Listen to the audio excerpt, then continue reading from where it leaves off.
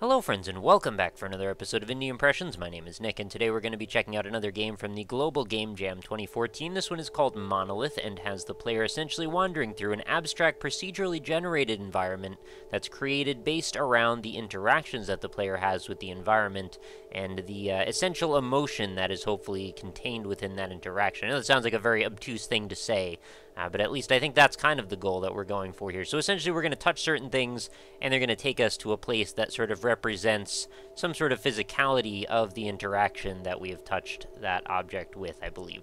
Anyway, let's take a quick look at the controls. I think they are going to be very standard stuff, WASD and mouse. Alright, that's nothing we haven't seen before 100 times. And this is a Unity game in case you're wondering. And here are our credits. Pretty small group of people involved on this one. And why don't we get right into things and we'll have a look around and see what we can find. So our character spawns in this, it's a field of white with a sort of a baby blue sky. And I think this is always going to be the same environment that we start in, but where we start to touch things sort of determines, I think, where we're going to end up. Although I think we can kind of change at will where we're going to go. So it's not like there's going to be a linear path as far as I can tell. So some very strange structures here, some more strange than others, very alien. Almost reminds me a little bit of something like maybe Dr. Seuss meets some sort of like a Pokemon unknown sort of like ancient artifact style, art style, which is really a kind of an out there assertion to make, I'm sure. Oh goodness, what is that off in the distance?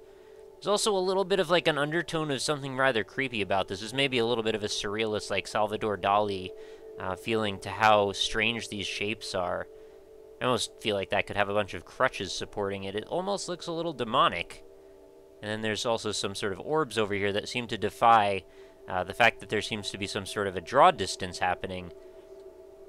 And then we'll combine that with the fact that there's some very lovely atmospheric music playing in the background. It's more of a pad, just to set the ambience more than to really engage us with the active element of listening. But I kind of want to click on some of these things, but at the same time I sort of don't want to change the element that I'm within right now. This sort of looks like a fossil a little bit. This could be, I don't know, some sort of an alien ship or maybe even an alien being. Almost seems a little bit like a nose with an eye in it if you look at it right. Well, I mean, everything sort of has that eye appearance to it, and everything's so soft.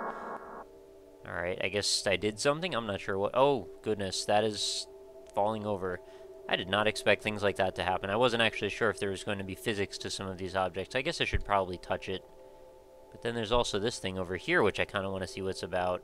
Sort of looks like a statue of maybe kinetic motion of a dancer or something like that. Very strange shapes that I haven't really seen in much else. Let's try clicking on this and see if that does anything.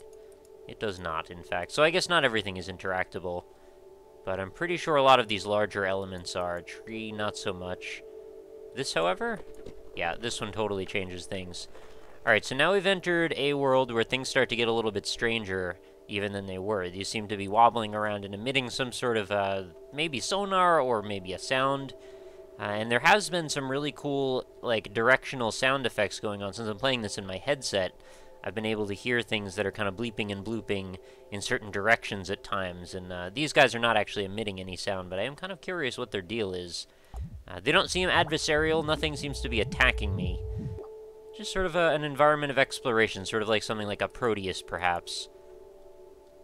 And it's a little bit menacing, the fact that they're all sort of gathering around me like this. It's also making me feel a little bit like, I don't know, maybe some of those Miyazaki movies, perhaps. There was Princess Mononoke, the little forest spirits that would show up all around you, and their heads would start to jitter back and forth, and maybe a little bit of that going on here. I can't really tell if these things are supposed to be organic or not. They certainly have organic edges to them, and seem a little bit tree-like, but then the top doesn't quite make sense, so it's difficult to really put a name to any of the things that you're seeing. And these ones just seem to be dancing out of control. And I guess I could take a little ride on one of them if I could get on the edge of it just right. Alright, let's check out what else is going on in this landscape. I saw in another world there were some spheres that we could talk to in a way. Uh-oh. Alright, I looked at that thing, and now everything has gotten very hostile looking. It's very orange, very arid, desert-like. Here's some of those bloopy spheres that are going on. They seem to make quite a cool little sound around us that almost seems like it's descending from all sides. This is like kind of walking like a surrealist painting, walking through a surrealist painting, I should say.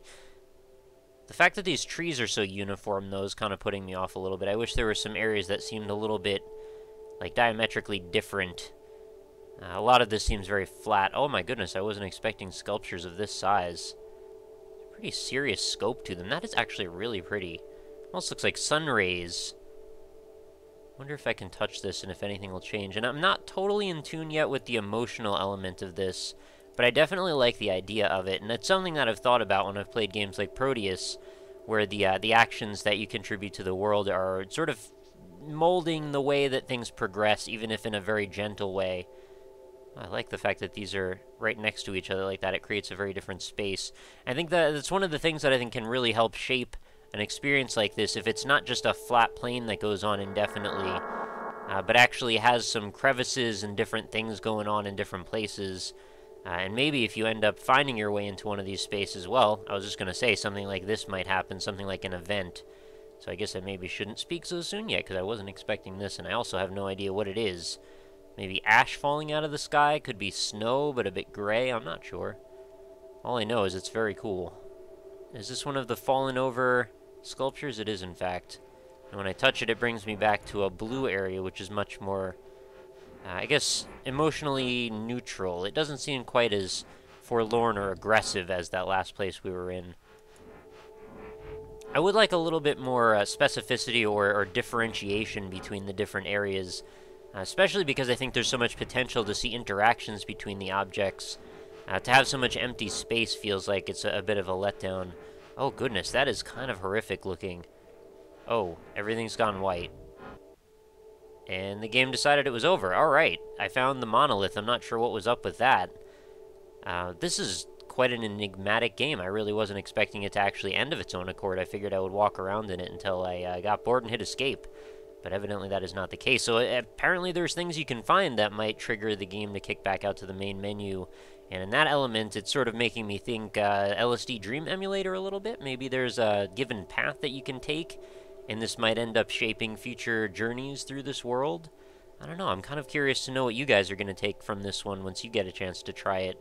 Monolith is totally free. If you want to check it out, there's going to be a link in the description. You can feel free to wander around to your heart's content and let me know in the comments what happens to you, if you have any particularly unique elements or you know, events that take place, or if anything particularly cool happens. Let me know. I'd love to hear from you in general, whether it's about this game or the series in general, whatever you're into. Feel free to chime in. So, again, in the description, link to the game. Also got my social media stuff in there, my Facebook, my Twitter, my Twitch page, and, of course, my website, indie-impressions.com, which is the home of this series, and you can find nearly 700 episodes now, all of them sorted and categorized, and there will be, in fact, a tag just for surreal games like this. So if you're looking for more in the spirit, you might want to go click around over there and see what you can find. This is probably hundreds at this point of the surreal games that I've covered. This is kind of my bread and butter, so if you're interested in games that are a little bit out of the ordinary or off-kilter, or make you think, or are a little bit on the artistic side, that's kind of what I like to do. So hopefully you enjoyed the video, and if you did, please do consider leaving some support in the form of a comment and or a like. I appreciate all of that. And of course, if you are enjoying the series, feel free to consider subscribing, because that helps me out quite a bit as well. So I will be back again tomorrow. New episodes of Indie Impressions go up every single day. So I will catch you then, and I hope you have a lovely night. Talk to you later.